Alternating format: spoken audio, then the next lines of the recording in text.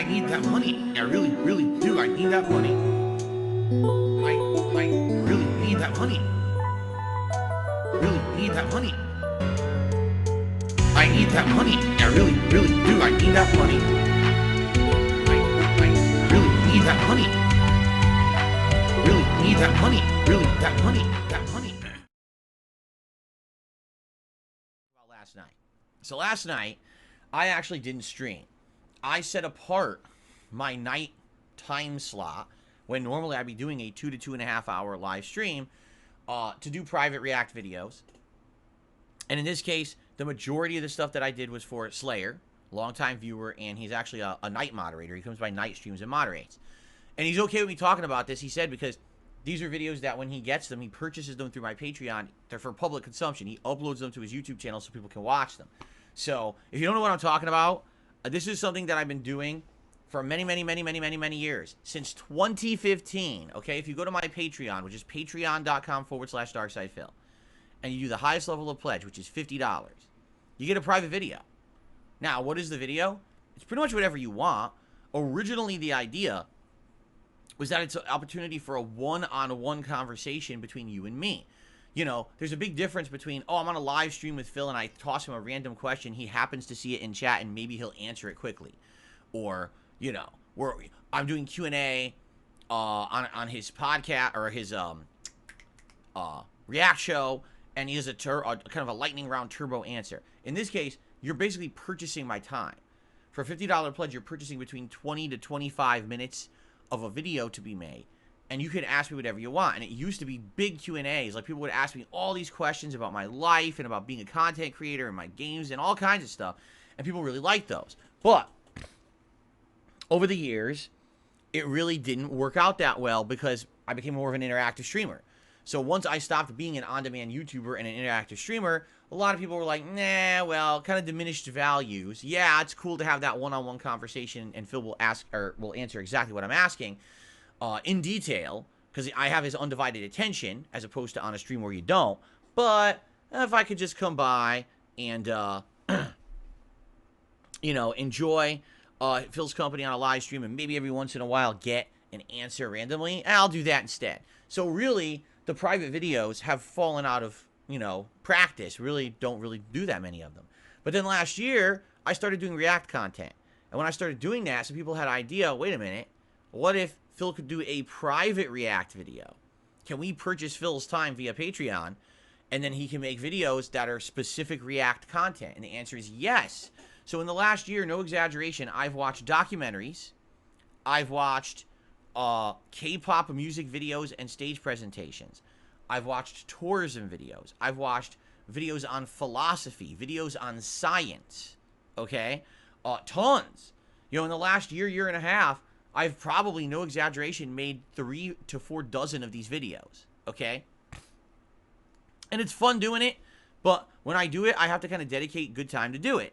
And in this case, you know, this month, I had about 2 hours of videos to make for Slayer. He actually had gone kind of above and beyond this month. He really wanted to get a lot of stuff made for him. And unlike the last many months where it was a good variety of stuff like food and tourism and other things, this month, Slayer wanted me to go back to K-pop stuff, okay? Now listen, I'm not a big fan of pop music. Besides maybe like Michael Jackson in the 1980s, and a lot of the stuff that was like boy band stuff and shit in the late 90s that it was unavoidable, I don't really know that much about pop music, okay? But for some reason, Slayer has found it fascinating to get my takes and my opinions on K-pop music. Now, the funny part about this, you'd be like, is why, right? Well, 15 years ago, when I started uploading my thoughts to YouTube on games, right, I never fathomed that simply playing a video game, doing this kind of reacting commentary to it, and swearing like a sailor the entire time that I did, would ever get anyone's interest and anyone would care. But it did. It caught on, and now here I am 15 years later. I've been doing, you know, this kind of stuff. I've been making gameplay content on YouTube full-time for over 13 years of my life. It's been my job, okay? So it's pretty crazy to think, you know, that anyone cares, but I guess people do, for whatever reason, right? Who am I to judge what people like? So if people want my opinions on K-pop, I guess I'll give them. All right? Not to say that I'm any kind of a qualified authority. I think I couldn't be less qualified. But for whatever reason, there you go, right? And so, in regards to that, last night, Slayer had an idea. He's like, I want you to make all this content for K-pop, but instead of just watching a music video and reacting and giving your thoughts, what I'd like to do is a special project, okay? Basically, what he did is he provided me with back-to-back videos. So he would give me one video and then another video. And in some cases, it was the same song twice. But it would be two different groups performing the same song in a competition, and you're supposed to judge them against each other, like which one do you think did a better job with that song. In some cases, it was an actual music video of a very popular existing K-pop group, and the videos had like over 500 million views on YouTube. But then immediately following that music video would be a stage performance by a lesser known group or an up-and-coming group in training, trying to take their own spin on that very popular song, and you could see how different that it could come out by a different group performing it. There was actually another video that was kind of neat, where it was an incredibly popular K-pop song by the original group that performed it, and then AI sang the song afterward. AI voices, not real people. And you were supposed to take a look. Could you tell the difference? Can you judge? Does it sound better or worse? You know. So this is a very interesting premise. All right. To say the least, you know, it wasn't just, oh, just watch something and what do you think about it? It was, hey, direct comparisons, you know, an interesting thing to see, that to get that kind of take on that stuff. So for 2 hours, I sat right here watching all these videos and making this content. And to be honest, it's enjoyable. Not all of it. You know, listen, do you think as a 41-year-old American man, I enjoy sitting here and watching, you know, a bunch of teenage dancing guys talk about how they don't want to answer the phone anymore because a girl won't stop calling them? They broke up already. Get the message. Don't call me anymore. I'm not answering. You're not the one for me. Do you really think I give two shits about that? I mean, right?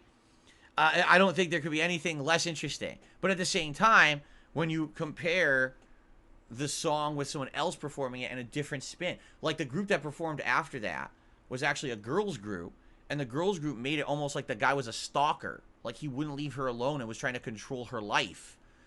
And then the whole point of the song when the girls performed it was, well, we've broken out of the cycle of males controlling us, and now we can be our own independent people, free from that kind of vindictive control. So it was definitely kind of interesting in that regard. Anyway, so here's the thing about making K-pop content for private react videos, okay? It has been incredibly hit or miss. And here's what I mean by that. I don't mean the content. I mean actually creating and uploading and getting this footage to Slayer over the last year and a half. Sometimes I'll do, you know, a whole hour-long video with tons of content in it, and I'll upload it and send it to Slayer. No problem. Perfect.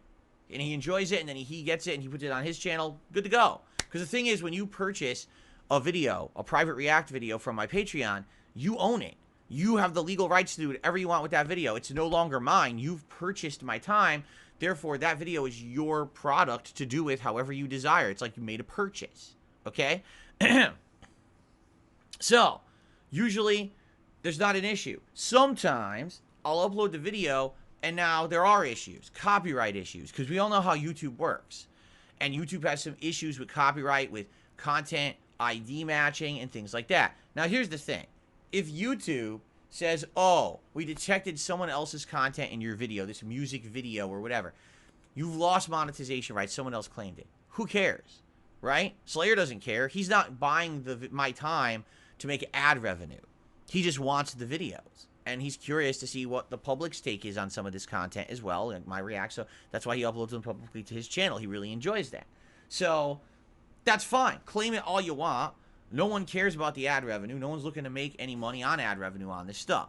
The problem is when YouTube gets all these issues with, oh, well, block the video. And it's like, now, wait a minute. We already know it's legal.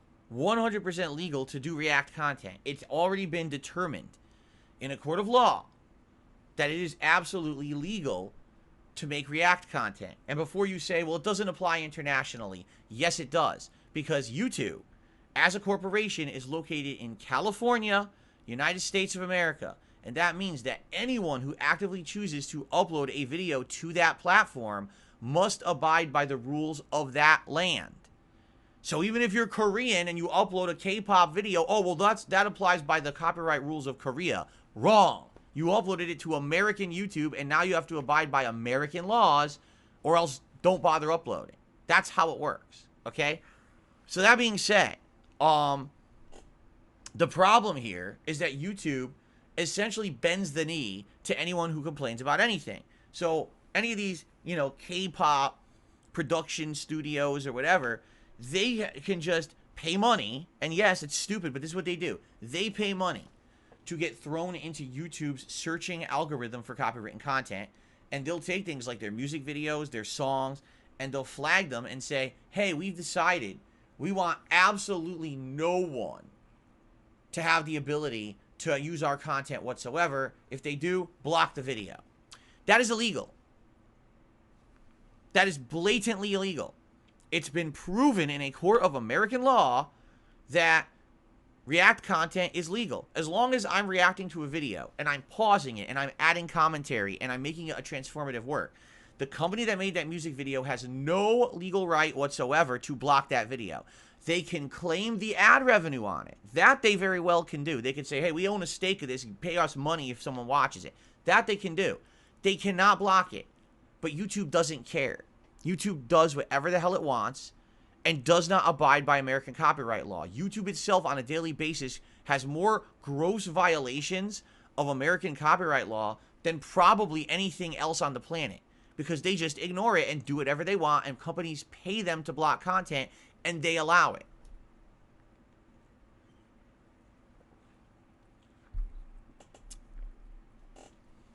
YouTube has no leg to stand on.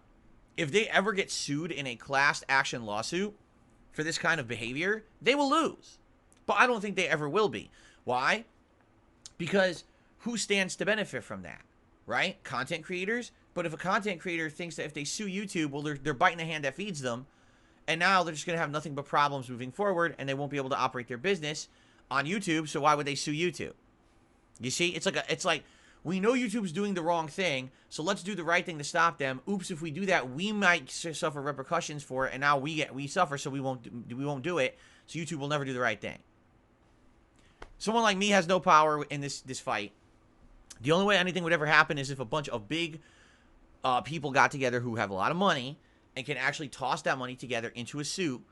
YouTube can't win it. Every day there's concrete evidence they are breaking the law, and they don't care. They think that they're bigger than that. Okay? Anyway, that being said, what happened last night was I filmed 2 hours of this React content featuring K-pop stuff for Slayer. All right? So the first hour, I cut it into 2-hour increments on purpose because I was nervous if I made a 2-hour video. What happens if that video gets blocked? What happens if there's an issue with the video? The whole thing's screwed. I got to start over. So I said, I'm going to do this in 1-hour increments. Okay? So the first hour of content, I get uploading to YouTube. And once it goes live, okay, on YouTube, this thing gets flagged more than any video I've ever uploaded to YouTube before. Even more than my own React show, where I'm reacting to so many clips in a single episode. Oh, this thing got hit by like 10 claims, okay? And it would be one thing if it was just claims. Oh no, this video got blocked not once, not twice, but thrice. Thrice, that's right. I actually used that word. I had to for emphasis because I'm so upset. Okay? So, what happens when a video gets blocked thrice on YouTube? Well, you have options. Okay? Option number 1, dispute it. Dispute it and fight it with YouTube. Problem is that takes weeks. At a minimum, it's 2 weeks to have a dispute go through and have a video visible. Who the hell wants to wait 2 weeks? Nobody. And by the way, sometimes these studios will literally bite back and say, oh no, we will stick with this claim, and then you're screwed. Okay? So there's no point in really disputing anything like that with a major corporation because you don't know how they're going to act, and they could take up to 2 weeks to drag their feet regardless.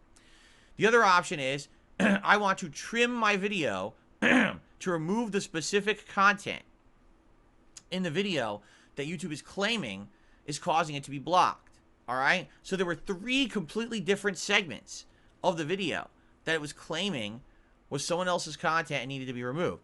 So first I did the first one. That one took about 30 minutes to remove. Then I went to the second one, okay? And I had that starting to remove. Now, in the meantime, when I'm doing that, I'm doing all this other work too. So I've got this other video, the second video, okay? So I go to upload it, and it's not working. I said, what the hell's going on? So I go to play the video. Oh, no. The video has corrupted, okay? Now, in the last year, I've had on and off problems with video corruption, and I've looked into them to figure out what the source is. It's actually OBS. At first, I thought it was my PC getting old and portions of that hard drive were corrupting. It's actually not the case. The problem is OBS itself. Last year, OBS had an update, and the update changed a lot of features and actually made a lot of features better, but also created a big issue with video corruption. All right? Now, since then, OBS has updated, but I can't get the newest updates because I use Windows 8, and OBS is no longer supported by Windows 8.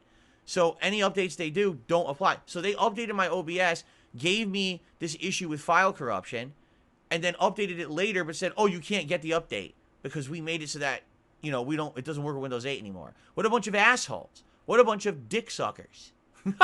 Seriously. That's fucked up. You fucking gave me an update that fucked up the software that I use for my business, and then you made it so I can't fix it. Gee, thanks, assholes. Seriously.